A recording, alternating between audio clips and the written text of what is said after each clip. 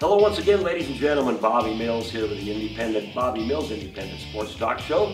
Zach Mayhew behind the camera. Once again, we have our guest this week from the Grand Island Independent, prep sports writer Seth Ashby. Welcome once again, Seth. And jumping Jimmy Lang, and you've seen him jump.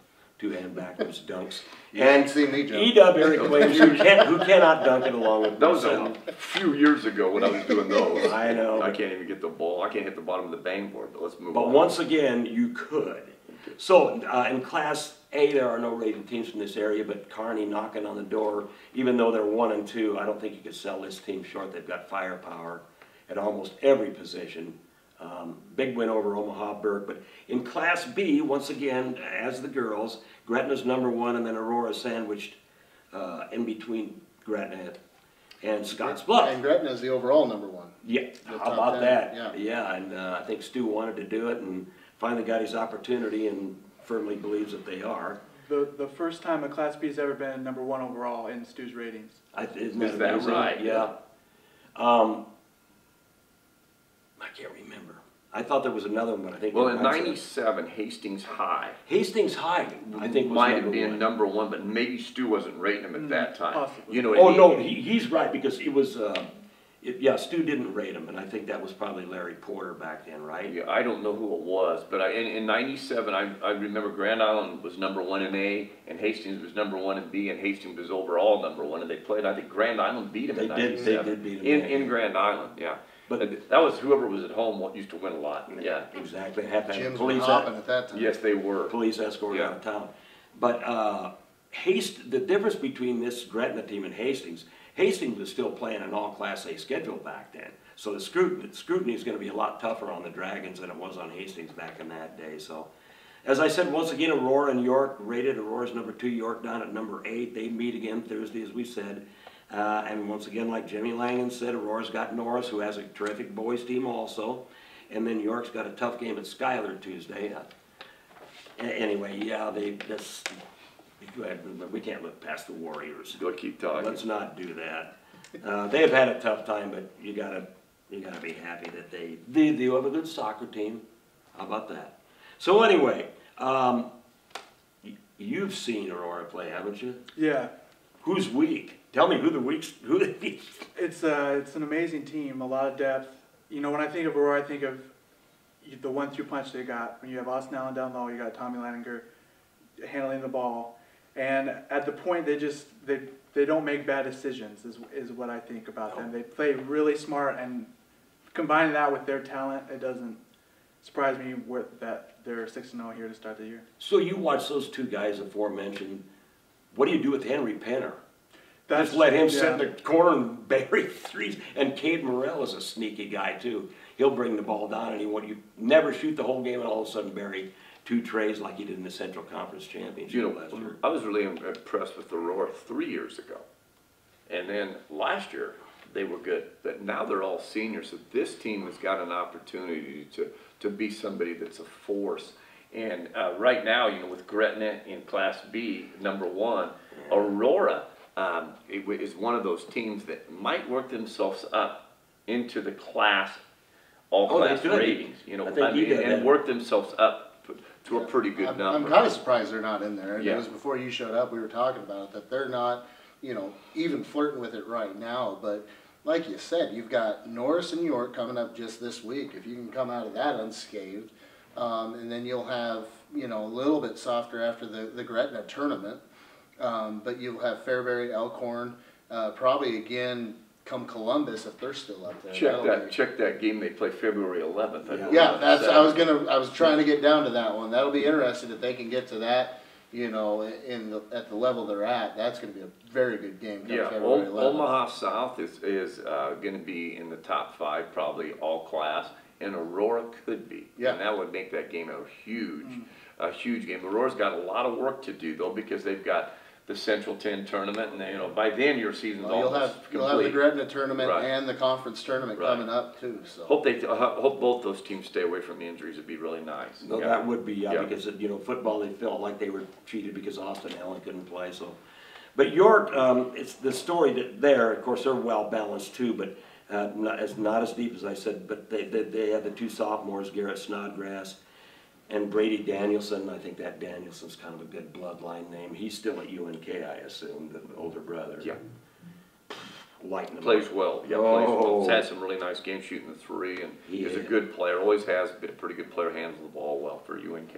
Just an athlete, just a total athlete. I think you gotta bring up Columbus too. Oh, You know, gosh. they weren't ranked in the preseason, they got a big win starting out against Beatrice, beat Elkhorn, they did lose to a Class A Lincoln Northeast team, and then have had Hastings and Northwest beyond that, so a 4-1 Columbus team in that Class B is pretty good too. That's excusable losing to Lincoln Northeast. Yeah. I What do you think. think about Columbus a little bit? Did that surprise you a little bit or not? Not really, you know, it's Right. really a program on the rise. They have Creighton grad Jimmy Mott's at the helm.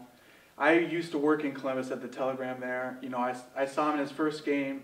He comes in with a, you know, maroon blazer matching the colors. I was like, you know, he's got flair, you know. Oh, yeah. And, you know, they're building a new high school, and I just think that program has a lot of potential. And they maybe win a little earlier than you think, but The thing that I think's hurt Columbus is just, you know, floating between Class A and Class B all this time, you know? no, yeah. You've gone 2 years at Class A, then you'll go back down to Class B, Class A, Class B. I think that's probably the one thing that's killed that program in the past, but, you know, if they can keep building on the momentum that they've had here these last couple of years, that'd be big. Yeah, and I think playing young kids too, these kids are getting better now, and you know, their schedule's gonna help them. And I see nothing wrong with some of these Class B schools trying to play some Class A schools. But Class A schools sometimes don't wanna play the Bs very bad. No. You know, I mean, so that, you know, and they've kinda got that schedule now, the Class A schedule where, you know, they've changed it and said, hold it, we gotta play each other a lot. So they go out to North Platte and they'll come play Kearney and Yeah. Grand Island, they start playing a little bit more. And some of those B schools now that they used to play are off their schedule. Well, I think that's the NSAA one, these teams that get out of Omaha, you know, maybe a little bit. And I'm sure Millard West doesn't have a lot of fun traveling to North Platte, but anyway, well, vice I'll versa. tell you, North Platte doesn't always enjoy going to Millard West. Going to Lincoln almost every other week. Yeah, really, But they're used to it, yeah. in the HAC conference. And then this C1 is stacked. Newman, Scotus, O'Neill, Gothenburg, Winnebago, Boys Town, Wahoo Pub.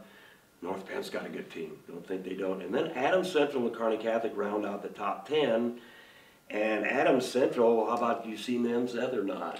yeah, you know, big headlines, David Bolin scoring points, just But He's I, just unreal. what amazed me was that the fact that I thought Bolin might be carrying too much of the load. Of course, 41 points is a lot, but he's got a good supporting cast, and guys have stepped up. But Adams Central has beaten teams so badly the last 2 years. At times, these kids are getting a chance to play, and every one of them comes in from downtown.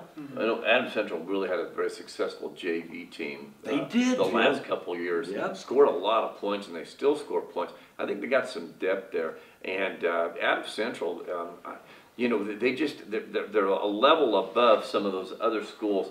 And they still play some of the schools in the Loup Platte Conference. And they're still trying to play some of the Yep. schools in the Central 10. So yeah, Adams Central's well coached, and that's a team that doesn't surprise me that they're winning at all. You know, to be honest with you. Well, no, they've got Dawson Eckhart and Cole Spady, who's a terrific wide receiver, and Zach Hunt's little brother Thomas. So they're all, and then Kearney Catholic. Oh my goodness, they're 3-2, but probably deserve to be number 10 with Brady Holtmeyer and John Hoosman, Cam Moore, and all those guys. Boone Central is right in there at 5-0, and they'll meet Kearney Catholic tomorrow or Thursday, I guess. Broken Bow, I think, is now 4-1 because they beat St. Paul last night, and St. Paul will have dropped. But Central Catholic, GICC deserves to be in the mix there.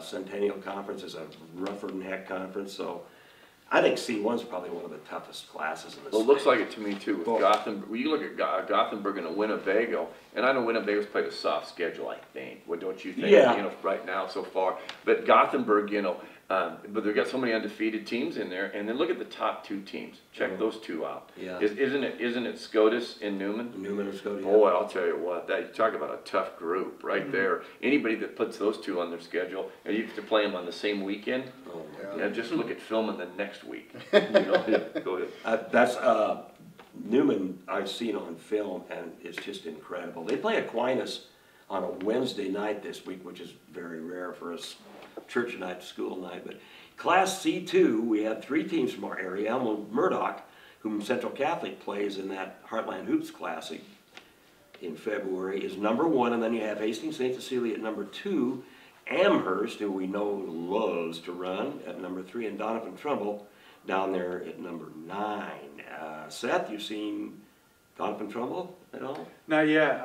I know they have more depth this year than they have in the past, and it's leading to wins for sure. Tate Mazur is a great player, all-state quarterback for me anyway, and You know, I think the rankings are correct there. St. Cecilia did beat Donovan Trumbull handily. yeah, they did. You know, and right away, you look at St. Cecilia and you look at their 2 losses, and they were to SCOTUS and Newman. Yeah. And they beat a Blue Hill team that thought maybe they were going to be battling. They still could battle, but they beat them really bad. I mean, in fact, that game was about, I think at one time that score might have been like 41-7.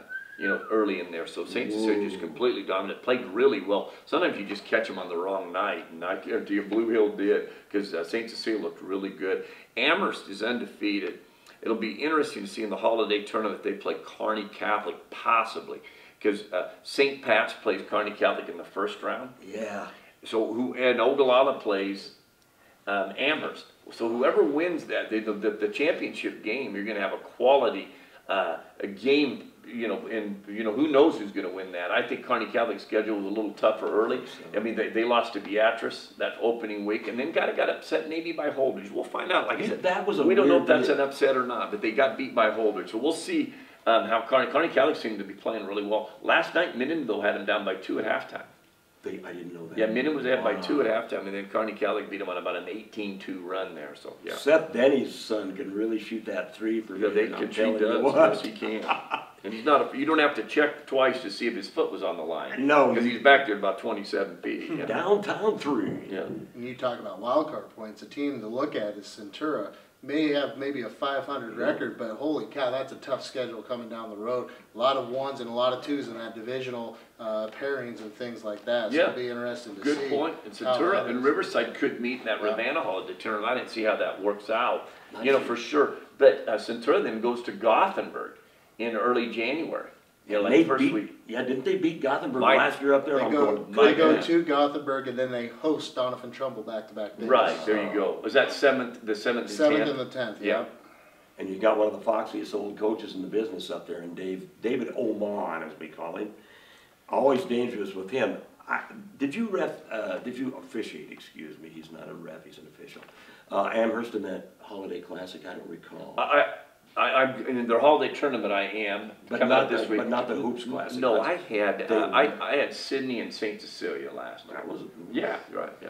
boy, and Amherst just never lets up on that fast break. Oh no, they don't. Transition Yeah, button. and you know, one thing about it, they did lose 2 really good players off that team, but they seem to be right now gelling fairly well. They had some sickness, and they beat Arcadia Loop City like 38-34. I wondered about that. And they had some kids ill, but you know, Loop City, Arcadia, let's don't, you know, hey, sometimes it's not bad to play somebody to 38. I know an old coach used to do that. Well, you do what you have to do. Yeah, Yeah, that's you right. mentioned that, and Arcadia Loop City's 5-1, by the way. Right. So, well, Trevor Adelung and Holden Eckhout, that, you know, Eckhout's the baseball guy, but they can play a little ball too. Dakota Abbott and those guys are good. Donovan Trumbull, as we said, down there with Tristan Stevens and Brett Johnson and Tate Mazur, they love to shoot 3s too. So we go down to Class D1. Henderson Heartland is number 4 behind Nebraska City Lures, defending champions, in Walt Hill and BDS. And then Heartland is 4-0. Seth, you've seen them play or not? The boys? Not yet. Okay. You will see a bunch of these I teams believe before it. it's all done. Lane Hubert, the Regier kid, Austin, Stewart, Kyle Lott, Aaron Buller, they're all good. And Heartland, I think, maybe hosts their own tournament, I'm not sure. But down at number 9, Jimmy's already talked about these guys. Elm Creek, they're 5-2. And strangely enough, I forgot to look. Johnson Brock is 1-3 and rated number 10. Now, there has to be a reason for that. They probably have played it. Check out Johnson. Yeah. Brothers. Yeah, Good. that's, Elm Creek. You know, Elm Stu's Creek. not going to do something like Well, that. Elm Creek's lost to undefeated SCM, Southern Eddyville Miller, on the road, and then they got beat by Kearney Catholic, I believe. I think those are their 2 losses. But Elm Creek's very good, and they had football played deep into the football season. I think Elm Creek the other day scored 45 points. 5 guys had 9 Much. You know what I mean? So Oh, yeah, what do you you- check a team out like that. You know, there's who do you are? You know, so The 3 losses for Johnson Brock, all against top teams, 3-1, 3-1, 4-2. Combined points for those 3 losses, 9. Wow. They've been in every game. So they only There got you beat a go. little bit. Yeah. Yeah, that has a lot to do with I was thinking that's what the Nebraska when they got beat by Ohio State 62-3. You know, it's pretty hard to argue. It is. Hey, well, what about us? You know, and, I mean, you get beat 27-20 like they did Wisconsin in overtime, or 23-20, whatever that score was. Then you can make an argument. But once you get beat 62-3, you just kind of go home and get your shoulder pads and better watch your jerseys. I know. And then, Eric, you have Palmer and Burwell knocking on the door I know, too. yeah. That's what I was thinking too, is Burwell, they've got a one-loss team, and I think, is Palmer still undefeated at this point? I can't I have remember. 4-1, but I might 4-1. be wrong. I don't know who they would have lost to, but I saw Burwell play last night online and Actually, 4-2 is Palmer now. really. So they Lost must have, Humphrey and then Giltner. okay. Well, Giltner evidently is class Both top D2. teams in D2. Okay, there you go. So speaking of D2, the only team from this area is Numero Uno, Joey Imus's Riverside. The Chargers play Lutheran High Northeast tonight, and later they play Norfolk Catholic. They're like Humphrey St. Francis. They're not afraid to play anybody. Got 6-man state champions. Yeah, in a there you Riverside was right. Yeah. Is Sunray Eddyville Miller in there? They're probably in the top 10. They're number 9. They're undefeated, and they got their holiday tournament called off due to weather last Oh, week. They that- played Friday, Saturday holiday tournament, and they got that called off. So it'll be interesting to see, but they do have that quality win over Elm Creek, and I beat a good Loomis team earlier in the year. Loomis has got a good ball. Right, name some of those kids for SEM out Well, there while you're there. I saw them play football, and they looked like basketball players. A kid I liked was Michael Eggleston, I think. But Jason Lyon and Trace Chaplin is the one that are the two that. Claflin, right. Is it And- Claflin? Okay. Yeah, and the line kid was first team last year in the Kearney Daily Hub. The Whoa. first team, we're talking about big time. This kid's a big time player, and he does some things really well. Great shooter. And yeah, Dad's a coach. I'll be darned. And was a good ball player himself. Yeah, I I'm think. sure he was. So, Riverside, Tyler Pasowski, the freshman, and then Noah Velasic, Riley Swerzek, Joseph Bloom, and of course back in my day they would have called it Schmidt-Sack back in the old country. But Riverside looks to be, well, I can't say above the rest because here's who's behind them. Lincoln Parkview Christian, Humphrey St. Francis, and Falls City Sacred Heart. That's some pretty good basketball teams. Now, have you seen Riverside play set? Yeah, I'm familiar with them. Enjoy, Imus a great coach. Oh yeah, I think that's really their key. He really gets the most out of his kids always. It's real intense. I like to watch them play. And when they have what they do in 6-man football, they just have the athletes, and it's just great that they're a very good team. They're extremely well coached in 6-man football too. That Joey is just- amazing. He's got so many different plays, but guys are so wide open, and that's the mark of a good coach. Is it's not that your players. He gets the ball in the right kid's hands, and he gets them in the right patterns, and they were just so wide open. So if he's doing that, if you're coaching basketball, then I guarantee you he's doing the same thing there. And it's getting the ball in the right kid's hands, let them make plays for you. What were you going to say? They've got a tough stretch coming up starting tonight, Riverside does. Yeah. They've got Lutheran High Northeast tonight. Then they've got the Ravenna Holiday Tournament coming up. And then they've also got, through the month of January, you've got teams like Heartland Lutheran, Heartland, Humphrey, Burwell, Twin Loop. They go to St. Paul for the conference, and then they've got Palmer and St. Edward, and that's to end January right there. So Right, and who do they play? very Do they, tough stretch. I'll tell you another thing about Riverside guys is Jeff Schwartz, their AD over there, and did a really good job at getting a schedule. Knew they were going to be good, and said, "Hey, this is the year I got it. I'm going to put these people on our schedule." I think it's very important in AD. I mean, you've got to kind of adjust your schedule when you look. You got to be about 3 years ahead and go, "Hey, here's what I need to do." And I'll tell you what really hurts you when you're an AD is when you do that, and then a kid opts out. Oh.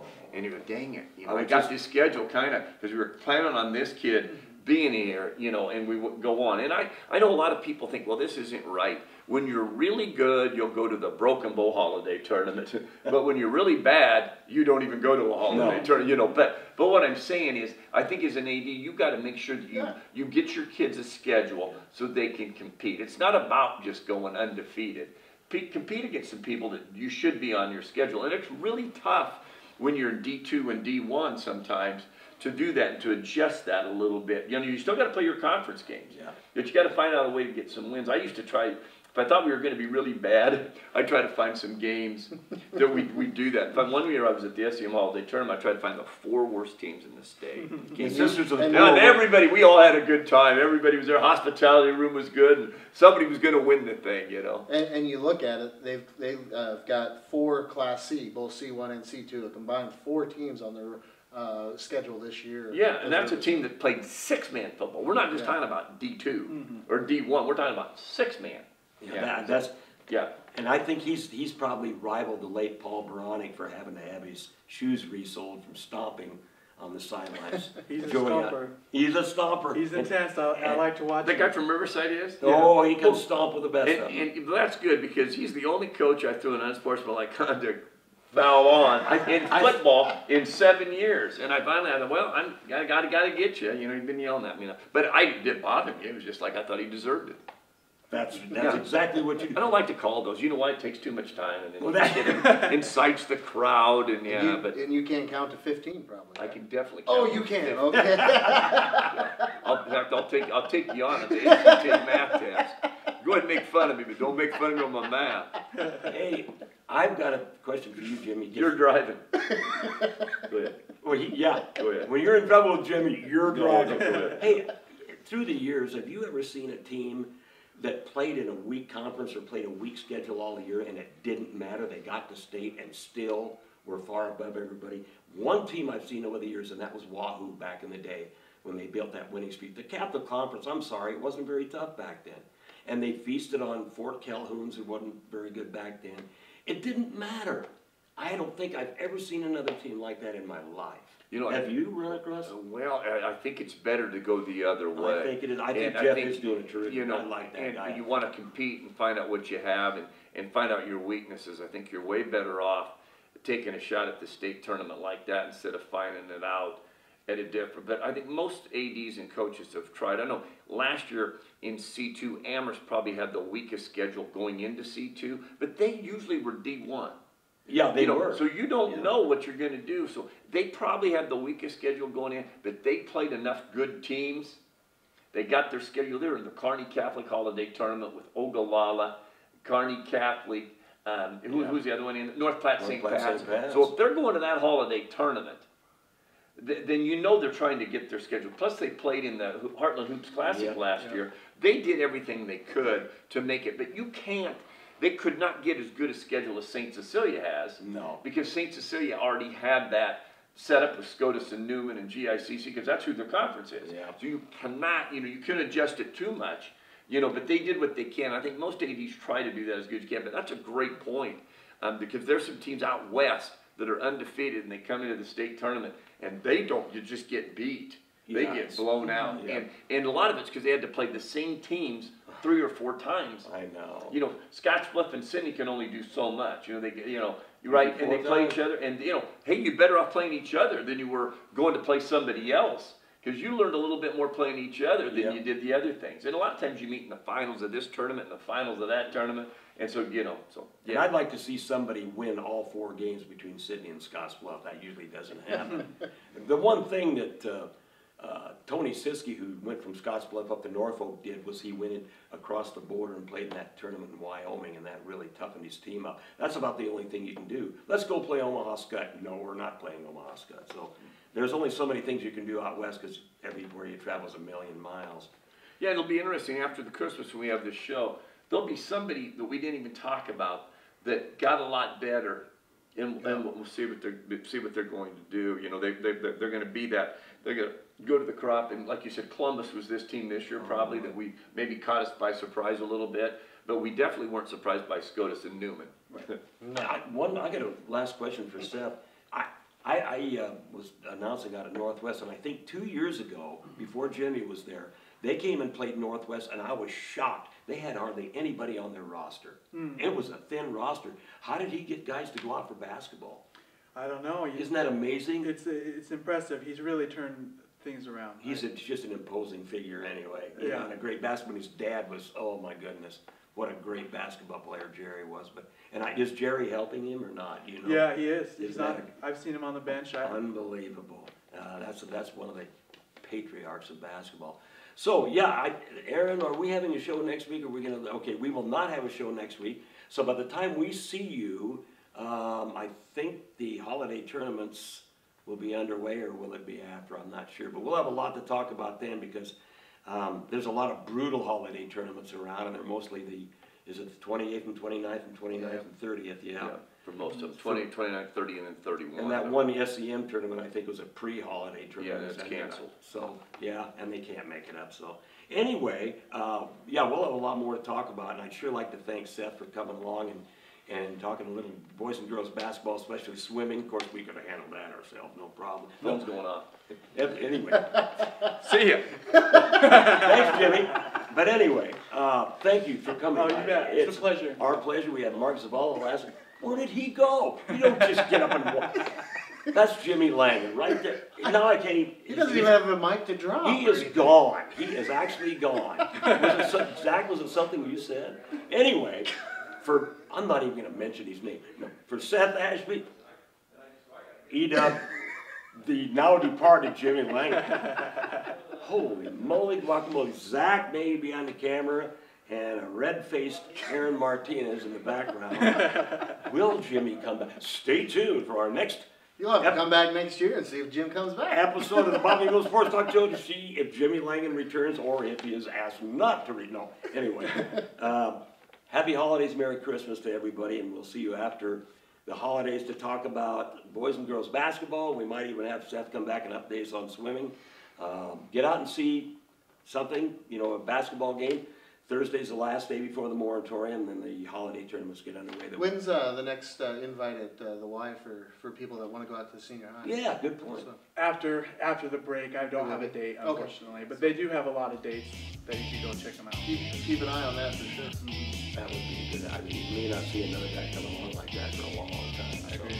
All right, well, once again, for these two fellows on my right and left, and the naughty part of Jimmy, we'll see you right after the holidays for another version of Bobby Mills Independent Sports Talk.